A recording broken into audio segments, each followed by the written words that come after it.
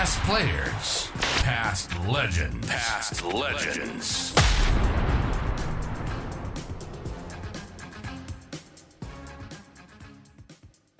We welcome aboard Stephen John Raiden Patterson. Fair name, that, Patto. That's all we've got time for, yeah. So.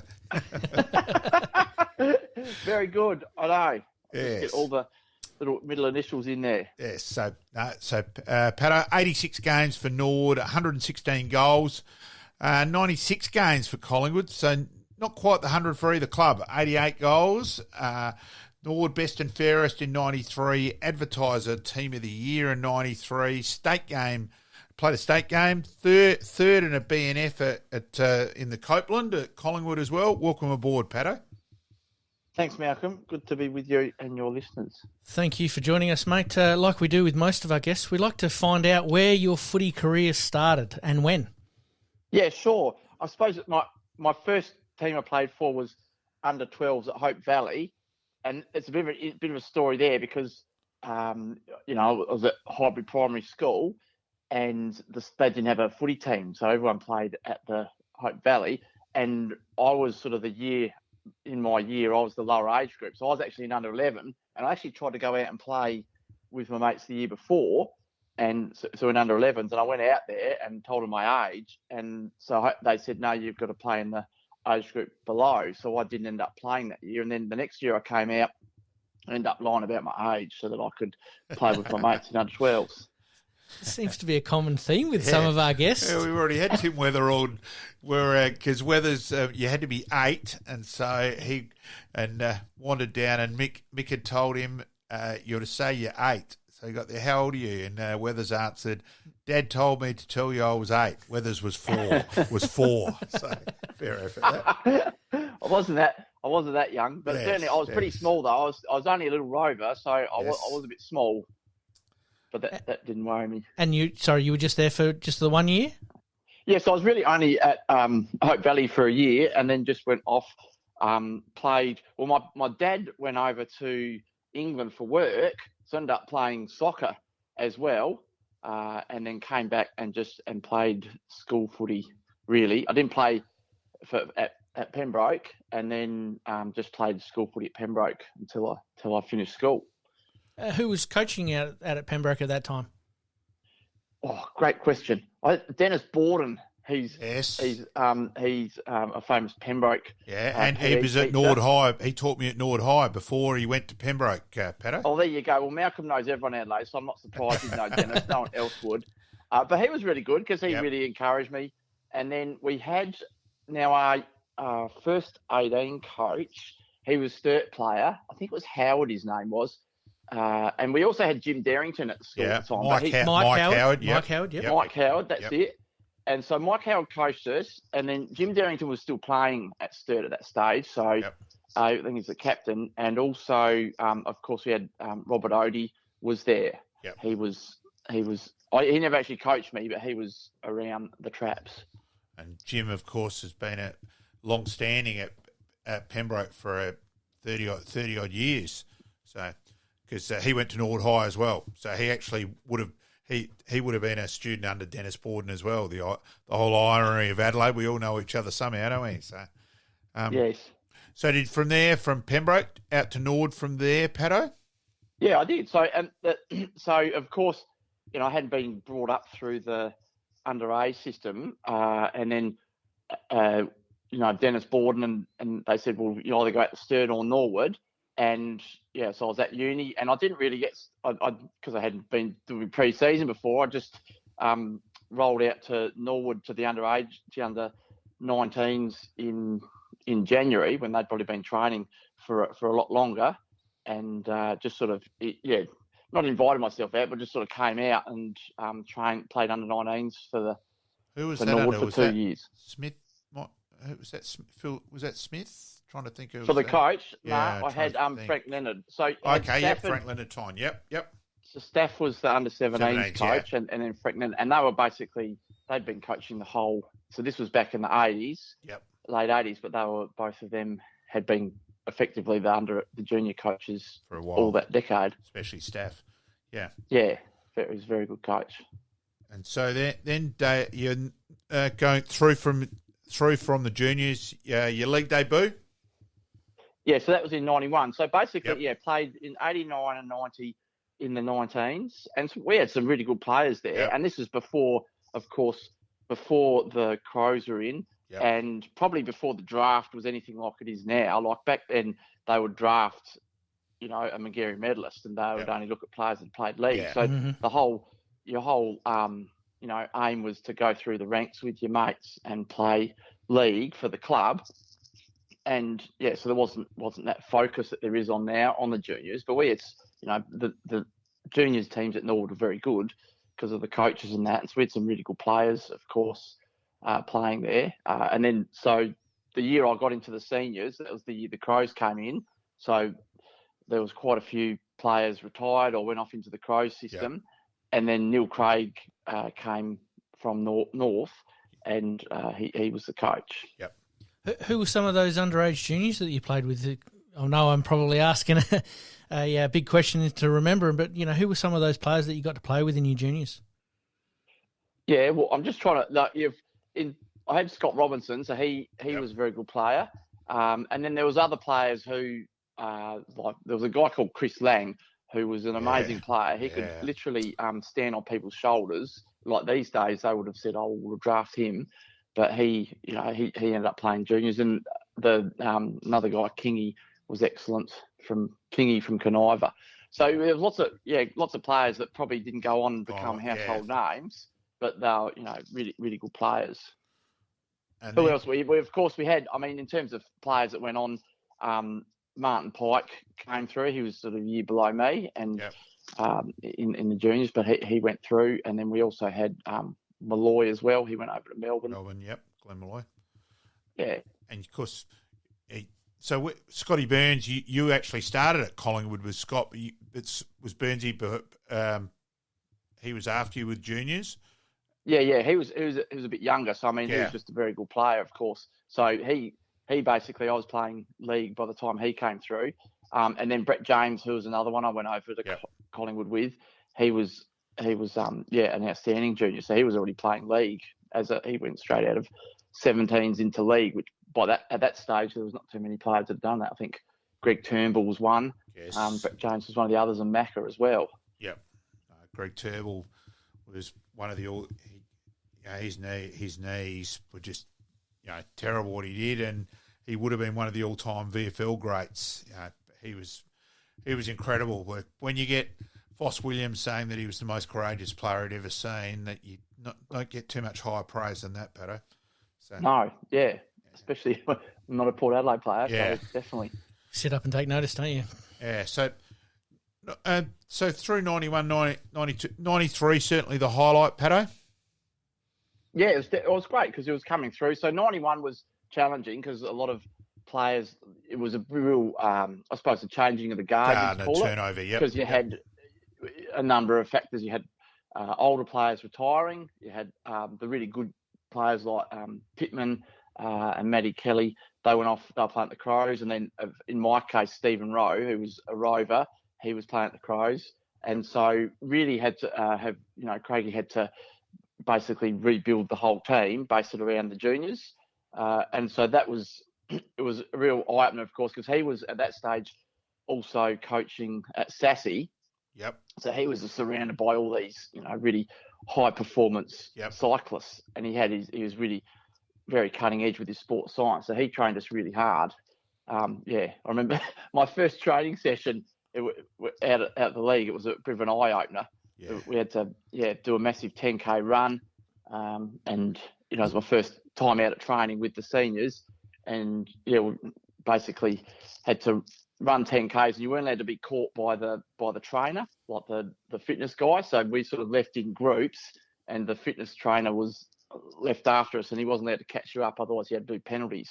I just remember running around the River Torrens, pretty much delirious. That was out to get run down. That was out at Langman Grove, wasn't it? And you did the Torrens track from Langman Grove towards the city, if I remember rightly. Yep. All running along there. Yes. And, going past the zoo, and Yep. That's pretty tough work when you run past there when you're trying to breathe in oxygen and the air's not pure air when you run past the zoo. You've seen plenty of players, unfortunately, lose their lunch after doing those runs because they were pretty tough. Yeah, they were, definitely. Yeah, but so Craigie, I mean, it was really good. He taught me a lot about football, and really, he was really had a firm, he really tried to drive the culture as well. So not just about the skills, but driving the culture. Yep. And he, because I was quite slimly built even at that stage. I think before the '93 season, he got me and Michael Thompson and John O'Robin out to Sassy to do weights and really try to build our bodies up, and that really made a bit of a difference actually, because it just gave a bit more staying power around the ball, not get pushed off the ball, and could run out games as well. So in that first year, you debuted. Was it against West Adelaide? It was actually. It was a bit of I think Stephen Rowe got a late call up to the Crows or something like that. So it wasn't like I was, I only found out I think the morning of actually, and Craigie might have known the day before, but just thought rather than make me all nervous and that, just let me know that the game before. And I must admit, maybe because he did that, I wasn't actually all that nervous. And we played a really good game, and it was a good introduction to playing league football actually. So I felt that I could actually belong. Of course, when you're watching from the grandstand, everything looks a lot more fast and clean skills, and then when you get out there, you realise that you can keep up with them, which is always good for the confidence. And that was at the old footy park, was that right? It was, first came at the footy park. It was great. So there was lots of space, so it was good for me running around. And that year, of course, I think West Adelaide, they went on to win to play in the grand final, but I think we were that was one of the last teams to beat them on their run, because they really got going. That's right. And put together a lot of games in a row. And so I think obviously they got done by North in the grand final. But I think before that, we were the last team to beat them. Yeah, the bloodbath. Yep. Yeah. It was. Yeah, it was. So 93, Patto, you had a really consistent year, showing you making the Advertiser Team of the Year, which is always a big thing in South Australian footy to make the Advertiser Team of the Year. And, of course, the prelim final against Port Adelaide was certainly the highlight of the year. We don't really want to talk about the grand final too much. We went to the bar pretty early, I admit, on that day. I think most people did, mate.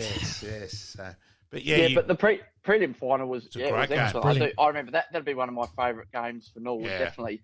And just I think, especially after the game, I remember driving back to the club afterwards and seeing, as we drove through the city back to the parade, seeing everyone with their flags out, going down North Terrace, and it made you feel really good. It made so many people happy. Yeah, grand final, but didn't it? Didn't. No, I mean, and what? They were just way too. It was a 6-day break. I think we were the last team to play off a 6-day break, because after that they realised, well, you've got to at least give the prelim finalist winner 7 days off. Yeah. So I think we would, we were a young side, and in hindsight you can understand a little bit, because I think that that's the same year that Essendon had their baby Bombers, and we were quite similar. We had so many players under 21, and I suppose the game caught up with us a little bit. I think training caught up with it. Craigie got carried away that week with how many numbers were at training. And because I can remember on the Thursday night thinking, for goodness sake, get him off the track. And that's the only time I've ever thought that watching it training. You always wanted to watch training, but we go, get him off.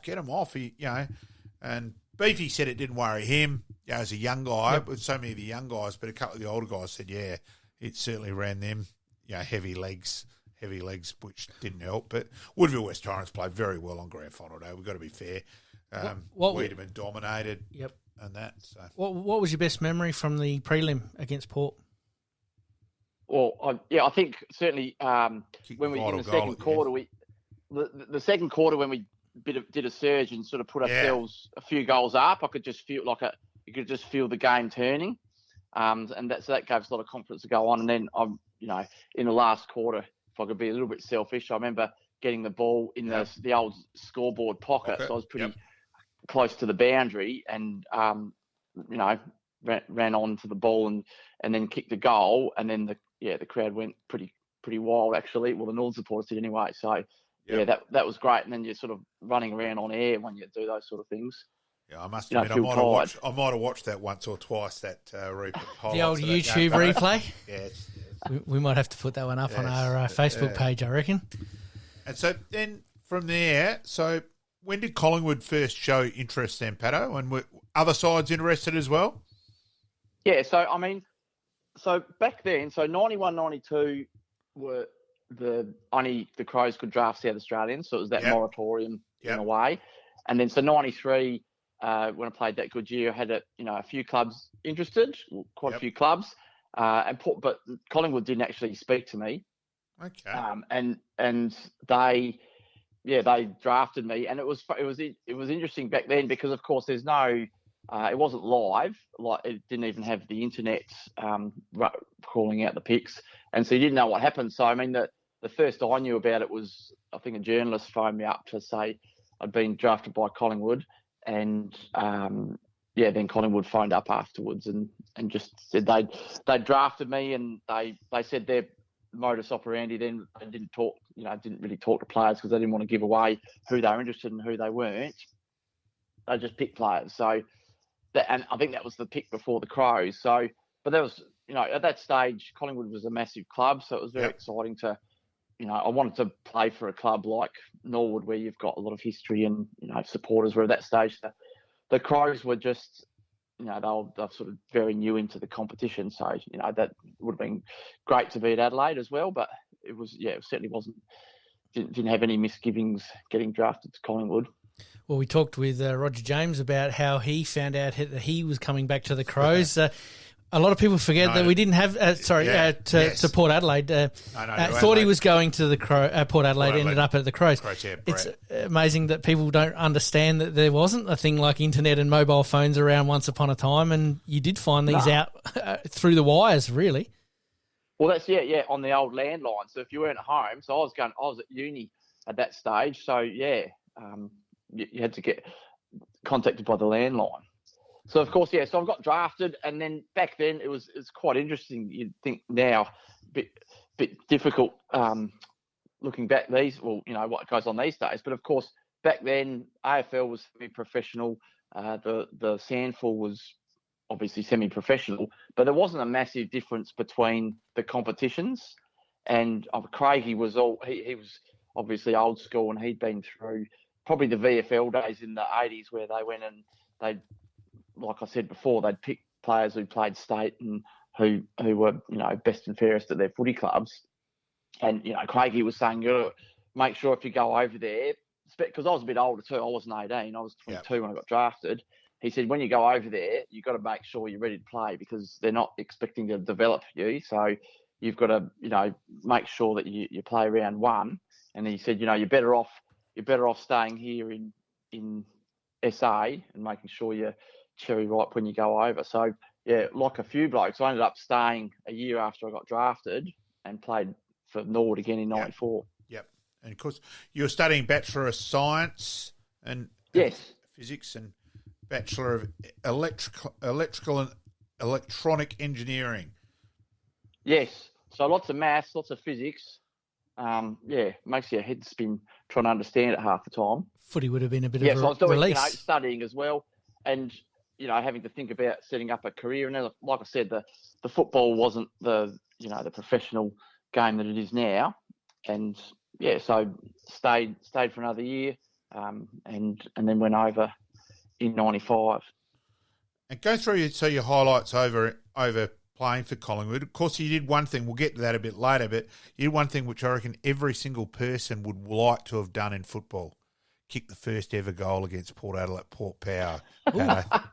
That's a stat trivia man's gold class question. You could use that, I reckon, forever, Pato. You should virtually go around, bugger your political crap, go around with a badge. I kicked the first ever goal against Port Power. Yeah. Yes. I know. I mean, it is pretty serendipitous because, of course, the Victorians probably don't get the rivalry between Norwood and Port. They obviously have and I don't get the rivalry as much between Collingwood Carlton and Collingwood Richmond. Exactly. That's gone on that's 100 years in the making. Obviously, I understand it, but it's over there. it's live and die, and it's the same over here. Norwood plays Port, and so it was great to be able to get the opportunity to play against Port in their first game. Yeah, and actually, to kick I ended up kicking the first 3 goals too. Malcom against Port, which was great. And let's have that badge even better. It's got to be a bigger badge, Pat. Absolutely. Yeah. Who did you debut against? Yeah, so I debuted against Carlton, so round 1, and it's a massive ground, the MCG, of course. Like, it's a massive step up on Adelaide Oval. So instead of, I played in front of 40,000, 45,000 in that grand final between Norwood and the Eagles. That'd be the biggest crowd I played in beforehand. And then I've gone over to Collingwood and played round 1 against Carlton, and there was I think it was about 90,000 crowd. And I remember there was Brett James, Scott Burns, and myself. We were living together, and it was the first game. And Brett's played a year before, so he sort of knew about it. But one of the players, one of my teammates, Brad Rowe, he was a gardener. And he said, I'll pick you boys up so you don't get lost on the way, and I'll, get you into the grounds because it's going to be a big game. So he's rolled up to pick us up for our first game, and it's literally in, I don't know, it'd be like in a high ace, but there was no seats in the back because he put all his pot plants in there. So the 3 of us went to our first game sitting in the back of a high ace, bouncing around, no windows, and he's driven us in to the like a grand final parade. Oh, no, there was no roof. We were like totally in the back of a van. But it was actually good because it relaxed us because we weren't thinking about the game. We were thinking about not getting bashed around into the walls as we drove along and joking around. So got to the game okay. I can't actually remember in the change rooms beforehand, but remember when we ran out onto the ground, we used to come out the Southern Stand. So the Great Southern Stand, which is now the Shane Warne Stand. The players' race used to be that side, and I remember just running out onto the ground. And of course, they play the Collingwood theme song and the banners up there, and their banners, of course, Collingwood are bigger than any other banner, and just the crowd was all roaring, and all the sound was going into the middle of the ground where we were running onto, and because it's a circle, it's a coliseum. It's like a coliseum, and just the sound is it's massive, really deafening, really, and just running out there and it's actually a little bit, you don't feel like it's an out of body experience, to be honest, running out there like that. And I remember doing the warm up, and you can't hear your teammates. That's we're playing in the SANFL, we're used to being able to hear all your teammates, whereas there you're basically about 20 metres away and you can't hear each other. So go through some more highlights there, Patto. So you kicked 25 goals in 96. You also got 3 Brownlow votes against North Melbourne in 87, and you're probably a little bit unlucky in the following year. I don't reckon they had the Anzac Day medal at that stage because you got voted best on ground in that. And your 98 season, it's huge to finish 3rd in a Copeland. It's a Collingwood. Yeah, at a Collingwood Copeland. So it's some big achievements there, mate. Yeah, no, absolutely. 98 was it was a good year for in terms of my playing. What we did though, I was playing mainly as a forward in the first few years, and then in 98 played in the midfield, but more playing on players as opposed to being attacking midfielder, playing more of a defensive role. Yep. And so it was great because I got to play on the best player, best midfielder certainly in each of the teams. So playing on Shane Crawford, Matthew Knights, players like that. And but back then, of course, they hadn't worked out that you could do interchange and have players go on and off the field. Yep. So I remember, you'd line up next to Shane Crawford before the first bounce of the game, and you knew that you had to basically run for 120 minutes and keep up. Yeah. And he was one of the fittest ones. So yeah, it was a different style of game back then. So yeah, you used to really run yourself into the ground. In most games, used to be exhausted by the end of the game. So you talked about obviously playing at the MCG. You would have played a few games at Victoria Park. Yep, we did. So we didn't play lots. We played more the interstate teams. Yep. I remember, one of my first games at Vic Park was against the Fremantle Dockers because in '95 that was their first year they came into the comp. Yep. So I remember playing the Dockers there, and so that match I got my first goal in the AFL, so that was great. Doing it in front of Vic Park, in front of the crowd, and they would have loved it. It's about they did, and it's about a 20,000 stadium capacity, so a bit bigger than the Sandford grounds, but sort of on that sort of level. But of course, everyone's packed in. It's a lot of standing room only, and really, really interesting ground. Of course, everyone complains of going to Vic Park. They used to go, we always go there and there's cold showers and all that. And I used to say, well, we used to have cold showers too, because the hot water didn't work. And we had Damien Monkhurst. He, of course, was our ruckman, but he was also a plumber. So he used to be, he used to try to get the hot water going in the club, and didn't really have much luck, actually. And so your time at Collingwood, unfortunately, there's certainly no finals. And how hard was that sort of thing that, not a huge amount of wins at a big club, obviously pressure and that side of things? Go through the trials and tribulations there, Patter. Yeah, well, I suppose, we didn't play finals when I was there, that's a major disappointment, because basically at Norwood you're so used to playing finals, and Collingwood's the same. And it's just, I suppose, the way the way the club sort of, during the late 90s, of course, they had their premiership side from the 90s, and like with list management these days, you sort of have your ebbs and flows. And so, those premiership players from 1990, they were coming to their end of their careers, a number of them, or had finished by 95. And then, of course, the sort of the young guys in the premiership team were sort of the more established ones. And so, again, because the draft was so new, maybe some clubs worked out how to do the draft better than others. I mean, you wouldn't say we went through a period where we drafted lots of 18-year-olds at that stage. And so, there was it took us, we were in that bad position where you're finishing between 9th and 12th sort of. Yeah. And so you're not getting great draft picks, but then you're just missing out. And so, that was sort of where we found ourselves, which was, it's obviously disappointing. That would have been, obviously a much better sort of way to play if you played in finals, of course. So arriving at Collingwood, the same time with Burnsy, as you said, living with Beefy. So there was a bit of a Nord. It was a great, and James Wasley, trying to think who else. So it was certainly Bart was there for a year. So it was a real Nord link. And so those Nord friendships sort of stayed on forever in your Nord Collingwood side of thing. Yeah, and we also had Tony Francis and Craig Kelly, who were over there. They were obviously premiership players, and they were a bit older than me, so I hadn't played with them at Norwood. Yep. But so like I said, I lived with Burnsy and Brett, and it was great. It was a good way to find your way around a new city, make good friendships. Yeah, and still catch up with them, definitely. So you got to give us some dirt on the boys that you were living with. Who was the best cook? Not me, actually. I've got a tip for. If you don't want to ever do cooking, I think they got me to cook one time. I think it was pretty basic dinner, and I made a mess of it, actually, and it was such a mess that I think Brett phoned up his mum to see, is that actually a way to cook things? And I think she said, no, you're not meant to cook things like that. So anyway, I was never allowed to cook. I can imagine that phone call to Beefy's mum too, actually. Yeah. Yes. I was never allowed to cook, so it's a good way if you want to get out of cooking. Yeah, good idea. If you make a real meal of the first one, then they don't let you cook ever again. So, but I mean, they were obviously country boys, and so we used to live off every set, big steak one day, pasta the next, steak, pasta, so just intermittent.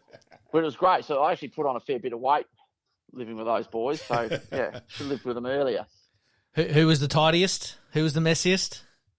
Oh, I would have probably been the messiest. They would say I was the messiest, but I think we weren't too bad, really, for considering, we had the house to ourselves. I'd say I'll give us a gold star.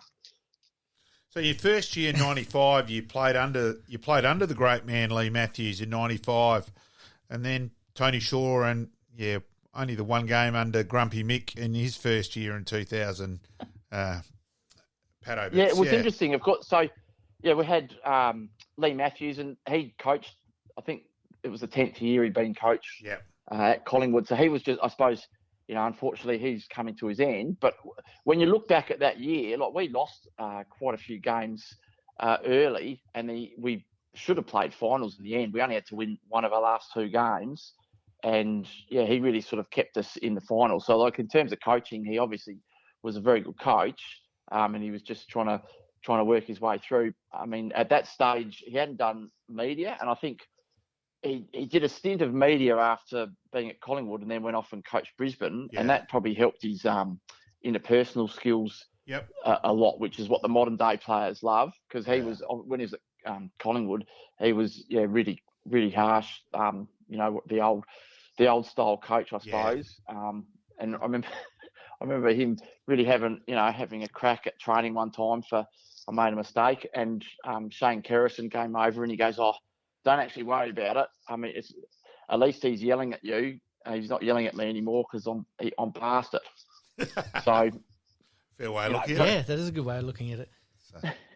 So he was an excellent coach, and then we had Tony Shaw, who he went straight from basically playing, did a year as reserves coach, and then, straight into league. And he was probably a little bit ahead of his time in terms of he had lots of set plays and tried to bring professionalism into it. And in fact, we were, as I said, when I first went over there, it was semi-professional.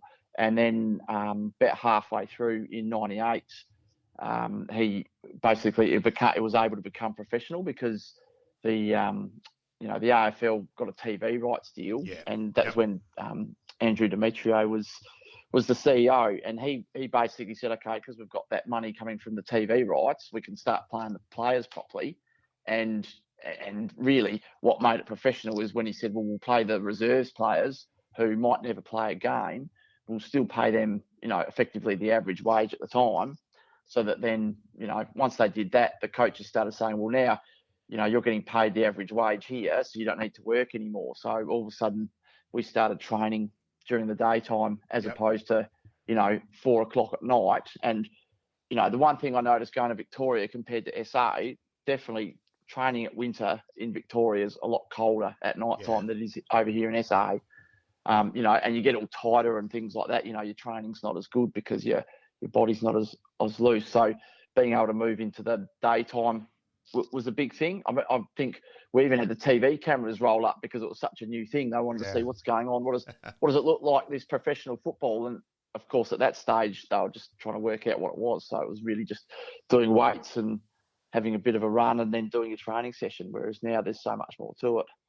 Of course, you played with a couple of the greats, Collingwood greats, and great players in general in Gavin Brown and Nathan Buckley too, mate. Well, I did, yeah. They were excellent players. So, I was number 6, Buckley was number 5. So Bucks was basically next door as my locker buddy. And the first year, Dermot Burden played as well for a year, which was great. Yeah. He was number 3. So, I mean, I had these legends of the game. I had Dermot Burden, Gary Pert, Buckley next to myself. So that was great. Great way to sort of get introduced to the game. But Bucks was an excellent player. I think Mick McGuan also was he was very injured, unfortunately. Yeah. But whenever he played, he was a really good team player, and I think our team was a lot better whenever Mick McGuan played. But unfortunately, he just had a lot of groin issues and hammy issues, and so didn't get on the park very much. Was Bucks as professional as he looks each and every game, and even on the TV at the moment, he looks like he's well and truly prepared? Oh, yeah, no, he was he was great fun, but yeah, he was definitely very professional. He really tried to get the best out of himself. He trained hard. So very professional. And always, trying to, at trainings and that, getting ready for games. And even if he was injured, he'd really push it to get back in, recover as well. Like with his recovery, he's really good like that. Did you guys come across each other in the SNFL?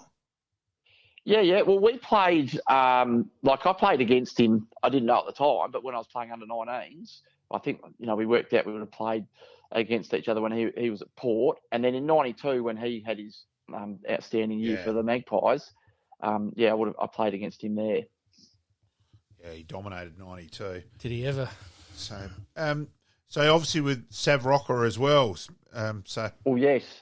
I mean, Sav was great because, he was the full forward. This is back when you used to actually be running down the wing and, have a few bounces and be able to kick 50 metres forward and hit a target, as opposed to running down the wing these days and having to kick it backwards because your full forwards run down to full back to defend. So he was just a massive unit. Yeah. And, you could put it anywhere near him and he'd win more one-on-one contests than he'd lose. I mean, I remember playing Essendon a number of times, and he had some great Anzac Day games where he just dominated the game and could kick an absolute mile as well. Yeah. That's what I was going to say.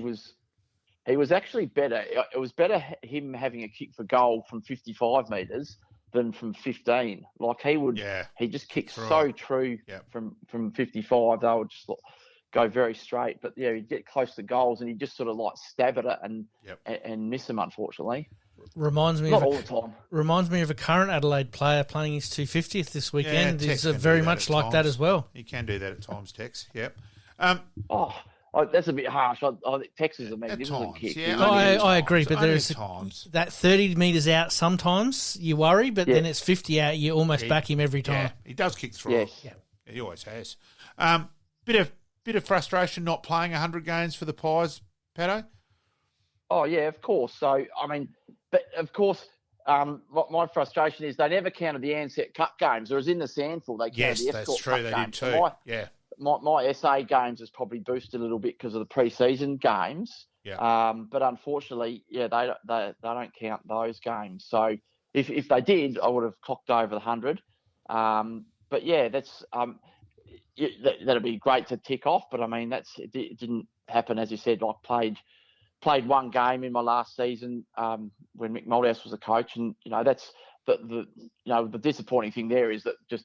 It wasn't because of injury. It's just getting on a little bit. It would have been good to be a young player coming with a new coach. He came in to coach, and we were towards the bottom of the ladder. And his job was to try to play young players, to give them games, and get the team to improve. And so you could really tell he had a really for a good game style and understood the what was required from a coach who came from West Coast, of course, which were in the 90s were an excellent team.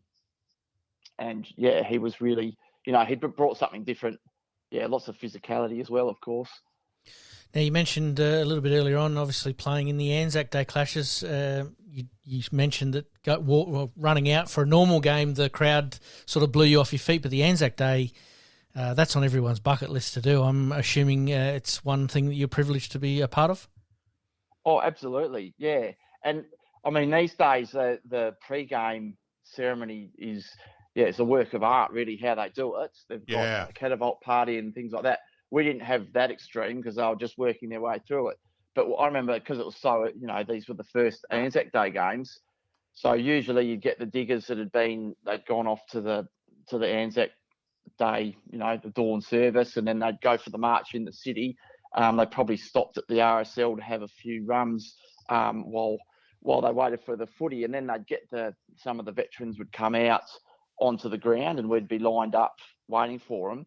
And the veterans had probably had one or two many runs, so they were like, it was meant to be the minute of silence, and they were off like getting all excited, going, "Come on, Collingwood," barracking like that.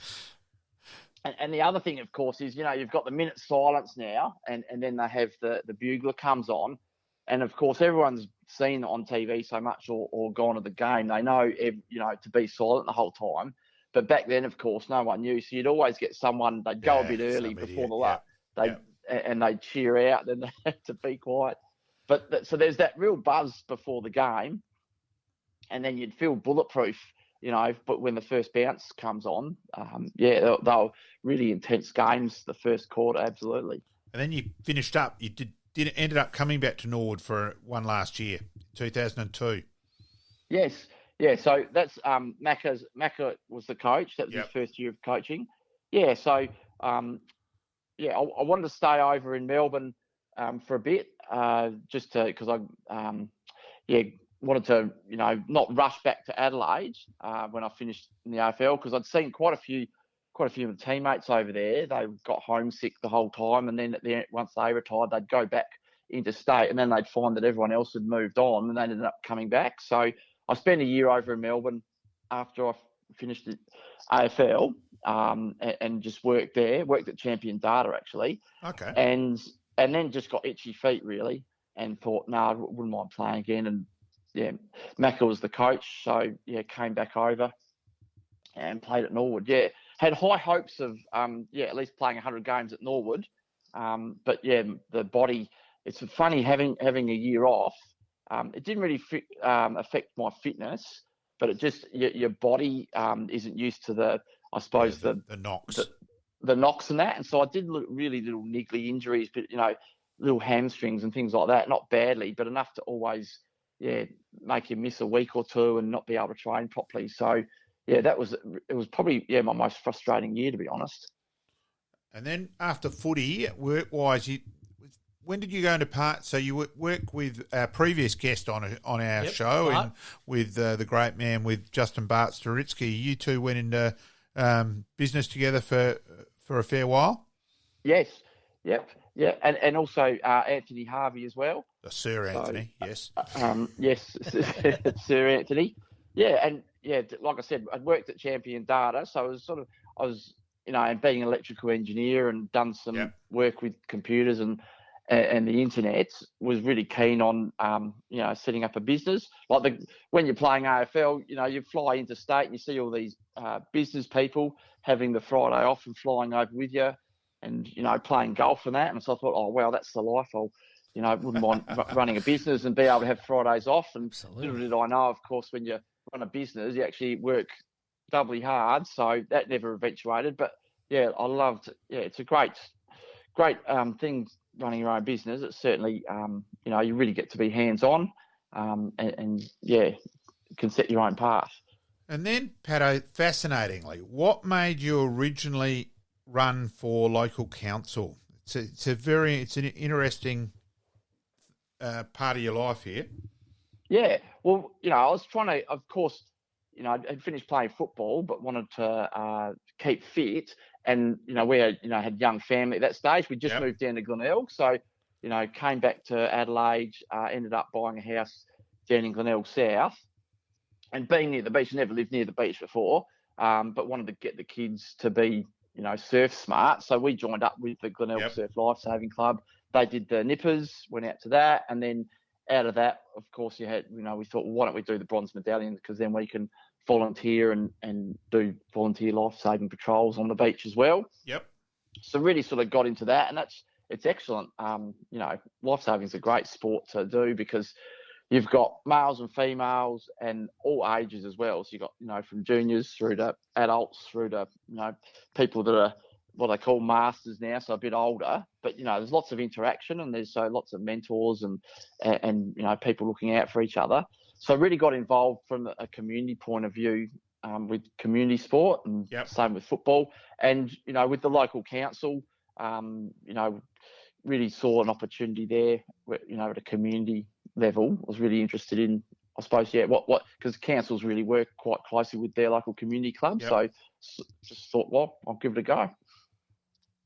And, of course, you ended up then running against Ken Rowland and becoming the mayor of the city of Holdfast Bay in 2014. Yeah. Well, obviously running your own business and, having, I suppose, that background, I sort of got, I was getting frustrated, I suppose, with what was going on with the council, and thought, well, rather than just sit there and say nothing, I'll put myself out there, and ran for mayor. And, that was probably a bit of timing as well. Ken had been the mayor for many years. And so, it was actually probably a bit of timing, and also bringing maybe a different perspective as well, which people, supported, which was good. I mean, it was hard, of course, because Ken had delivered every second person in Glenelg and the whole area. So, everyone I talked to, they go, oh, well, Ken delivered my children, or they delivered me. So, I didn't really have that up my sleeve. So, you should have lifted your game, Pato. Need to kiss a lot of babies now, mate. And then, but that was great. What got you then deciding to go to the next level? Well, I suppose, like I said, I was really interested in trying to, look at growing the economy down in the Holdfast Bay area, which is the council I was mayor of down at Glenelg and Brighton. That was one of the focus. And, there's a big tourism, I suppose, bit of a tourism element there, but there's also other elements. And what I quickly realised is, of course, you can, with a council, your boundaries are quite small, and, you probably, if you're going to be true to community, you really should be focused on your, on just, trying to do things specifically for your council. I just found myself looking at, what was required and thinking, well, really, that's not a council issue. That's actually more of a state government issue and things there, because that affects the whole state. And, rather than just trying to think, well, there's this little island called Holdfast Bay that's independent of everyone else. And I, have always, always been liberal, and thought, well, why not put myself forward, to represent the Liberal Party in that area, which is what happened. You've certainly run at a few different portfolios and that over the time, Pato. Go through sort of like quickly some of the best bits and the trials and successes in that regard. Yeah, so I was elected in 2018, so I've been now in state parliament for 5 years. And so you started off as a backbencher. So the 2018 election, the Liberal government was elected. And because of my background, though, having a small business but running, I've got experience, I suppose, in a number of fields such as space, defence, and also, high tech. So to start off with, Premier Marshall, he was a good friend of Norwood Footy Club. He got me involved in sort of learning the ropes from him. He was the Minister for Space and Defence Industry. So quite often he'd get me to come along to meetings, come along to, I suppose, events as well, just to learn the ropes and to meet people and get involved. And then in 2020, COVID had just started, but I was lucky to be made Minister for Trade and Investment back in July 2020. And, if you look at some of the areas where the state's trying to focus on, it was trying to grow the economy and grow investment in areas such as space, defence, but also in renewable energy as well, which I have a bit of a background and knowledge of from my electrical engineering studies. So that was really interesting. What was challenging, though, is within 2 weeks of becoming Minister for Trade and Investment, China went and put a massive tariff ban, well, not a ban, but just a massive tariff hike onto wine, which effectively closed the market off for China for our wine producers here in SA. So that was just a massive issue. And of course, at the same time, there's COVID going on, so there's no international travel, which makes it really hard for to strike up new trade countries for the wine. So really, it was looking at relying on established relationships in other countries, and then gradually trying to move into new markets as well. And so that was a lot of hard yards for the whole time I was Minister for Trade and Investment, because those tariffs, they're still there, unfortunately. I mean, there's movement maybe at the station now, but certainly at the time, the market was effectively closed to Australian wine. And so that'd be the tribulations, but certainly there was some great times as well. So I think one of the highlights was when the Australian Space Agency was announced that it was going to be in Adelaide. That's great for the state in terms of being able to set up a space industry here in SA. And people go, "Oh, that's space. That's for people that nerds that are off doing lots of university." But what it does is it brings all these, I suppose, problem solvers, because to go up into space is solving lots of problem solvers and entrepreneurial people, and they'll find solutions to other problems as well. So it's about trying to really grow people and give people a reason to live here in South Australia, rather than what was happening a lot of the time was people were leaving and going either interstate or overseas. Did you find that your time in football certainly helped with your, not personally as far as popularity goes, but some of the moving interstate and playing interstate and learning new things over in Melbourne and then coming back to Adelaide? Do you think that helped a little bit with your political stuff? Yeah, absolutely, because it just gives you obviously another how other people live. I think it's really important to do that actually, rather than just thinking everyone, in Australia, let alone the world, thinks the same as South Australians. Yeah. But I mean, the other great thing about football, it obviously teaches you teamwork, and it teaches you to be able to understand people from all walks of life. Because I mean, a football team is made up from all walks of life. I remember, we'd have doctors playing. We'd have, Macca was pretty hands-on. He was a bricklayer.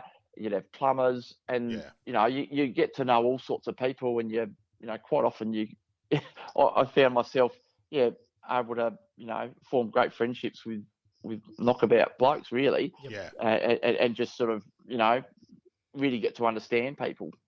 I think that really helps as well. I can talk to most people, whether they're the rich and famous and the high, Neil Craig used to call them Kenny Cash Flow. So they're the big sponsors and the people with all the, at the top end of society, right down to the, with all footy clubs, they've got, supporters who basically they spend every dollar at the club, so to speak. It's not like they're rolling in money, but they just love the club so much, and they're around there too. So you get, as I said, speak to all walks of life.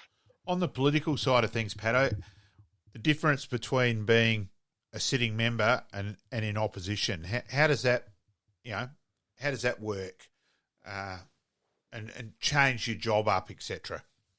Yeah, well, people, now, in opposition, people say, oh, you must have lots of time on your hands, so you've got no extra time, probably less time. It's just that you allocate your time differently. So when obviously in government you've got the whole public service, not behind each politician directly, but you've got that support there. When you're in opposition, you really have you run on the what is it, the smell of an oily rag, basically. So there's a lot more hands on. You're not when you're in government, you're controlling the levers of power. So you've got to you're steering the ship, which is I think all people, certainly the whole point of getting into politics is to make a difference to the people's in your community's life, but also to the state. So that's when you're running it, there's a great responsibility, but it also gives you a bit more control. Do the parties work together enough? Is there enough common sense in that regard, and has it improved, especially from a sporting point of view? Well, I mean overall. I mean, if you look at sport, it's the same thing. When you're on the field, it's you cross the white line and it's very competitive, and then off the field, you can have relationships. It's a bit like that.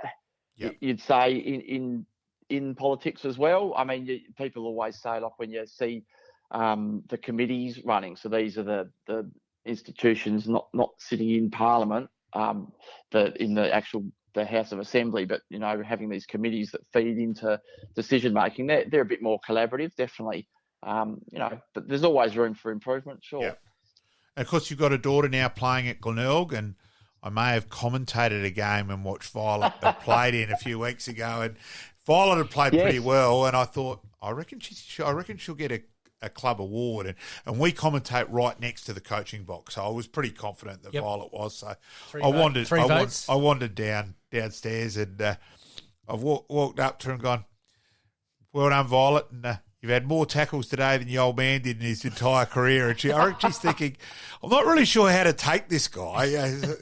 No, she probably did it. She's stranger danger, but she certainly. She loved the quote. She told me afterwards. She thought that was hilarious, and it's probably true, to be honest. Certainly at Norwood, we were quite an attacking team. We did not so much tackles there, but yeah, she loves it. I mean, she has brothers. A crack. She does. She's got big brothers, so she's used to getting, roughed up a little bit. So she actually enjoys that, and she's all very self-driven too. People think, oh, well, did you sort of get her into it? But her school, they had Daniel Kerr, who played at Westies. He was one of the teachers at school, and he basically grabbed the girls, and they did training sessions at school, and they were, really, taught them the basic skills, and Violet loved it. So she went out, played at Plympton Bulldogs, and it's really interesting. Like, the girls' sport's it's come from a long way. It's got a long way to go, but she was training just the local Plympton Bulldogs, and there's 5 girls teams training, for an hour a night, and they play on the weekend. So they're not doing much training, and they're starting it as under 12s, not as under 8. So, they haven't had as many skill development sessions, and, they never got to do full ground drills and learn how to kick. And so she's played at Plympton and then just went out to the Glenelg under 16s and did really well sort of I suppose, just in a term 3 holidays, and then got invited out to the train with the seniors because the Sandford W expanded to have effectively their development league. So you've got the seniors girls teams and effectively the development reserves, team sits underneath it, reserves. So she got invited out of that, and just in pre-season ended up playing seniors all year. That was last season. And it was great, and just because she was able to develop her skills so quickly, and that's what's so good for the girls. They, once they get into these, I suppose, environments where they get to learn the skills, they really can come on in leaps and bounds. And girls, people keep saying, I've talked to the coaches and they say they're just different to boys, how they train, because they want to lap up everything and learn everything, and probably like in school, the girls probably listen a little bit more. And not distracted as much as the boys. So they really, they're like sponges, and they suck up all the different skill training drills and come along in leaps and bounds. Did you ever think that we would see that the women's game has taken off the way it has? No, it's been really good. I think the best thing the AFL did probably was to align each of the girls teams with the clubs, as opposed to having a girls competition, but it was with teams that weren't aligned with AFL clubs, because instantly you got like a ready-made supporter base, and you've got the club infrastructure there, and I think that's been great. And then that's filtered down, getting it on TV, and then the girls, watching it and want to replicate it. And in the Sandford W, I think the great thing at Glenelg is, I remember back when I was mayor and Glenn Elliott was the CEO of Glenelg, the footy club was financially in a bit of trouble. They had to do, they had to basically run a, I can't remember, I think Save the Tigers. Trying to get that going. Had, greats like Nick Chigwin was the president, and Peter Carey. They were having to really fight for their survival, just to be able to reach their centenary year. But Glenn Elliott said, well, the Sandford's putting in a women's competition, and we're going to be one of the clubs that puts in a team. So that was great. So Glenelg's, really supported the girls program a lot, and they train with, they've got a good, I suppose they work, train together with the boys in terms of like they, value them equally. They'll, I think they have leadership courses that both the men and women's teams go to. So it's not like they're two separate teams within a club. Oh, and Violet's now got a path on that. She's got a pathway. You're right. Violet's got a pathway to aim for, and she is focused. You can see that from just chatting to her for a little bit. And so good luck. Well and truly. If she gets drafted, has she sort of hinted where she might want to play? Not really. Like, I think the interesting thing is, like with father-son, when I retired, when father-son, it was 50 games, and then they changed it to 100 games. So, Yeah, but no, daughter-wise, I think it's just straight one game. So I would say that Violet would qualify for Collingwood, I would think. So there you go. Yeah. But would she qualify for the Crows being under the SNFL? No, I think it'd be Collingwood. Okay. I would have thought Collingwood as well. And considering they're coached too by Steve Simons, good Nord man. So never know there on that one, Pato. Yes. No. Well, I'll leave that with her. Like I said, she's driven that herself. Yeah. She's pretty, like you said, pretty determined. Yeah. Yeah. But she loves it, and it's great actually. Like I remember, when you play juniors, some of the best footy you play with, because you're sort of. You're all sort of working towards the one goal, and team success, and you're enjoying mucking around with each other. So there's a good group of juniors there at Glenelg, certainly probably in all the clubs. But she's loving it. Earlier this year, so Violet's playing, and I was sitting with Pato and at a game, and Violet may have stuffed up a kick a little bit, and it happens. I've gone, well, hopefully the mum's a good kick, because we're not going to get that from the old man. And so your wife pissed herself laughing on that one. She quite enjoyed that line. So Yes. There's always banter. Don't worry about that. Yeah, you got to have some fun in sport and in life. Hey, Pato, greatly appreciated, mate. I'm sure that we'll catch up over the next time and all that. And obviously following your career in politics, and certainly follow Violet along, and all the best. Greatly appreciated, Pato. Thanks, Peter. Thanks, Malcolm. Thank you, mate. I know your time's limited, and thank you for giving it to us tonight. And thoroughly enjoyed watching your career, and obviously in politics. Wishing you the best of luck. No, thanks so much. Thanks, mate. Good stuff. See you. Bye-bye. Thanks, Pato. Thanks, mate.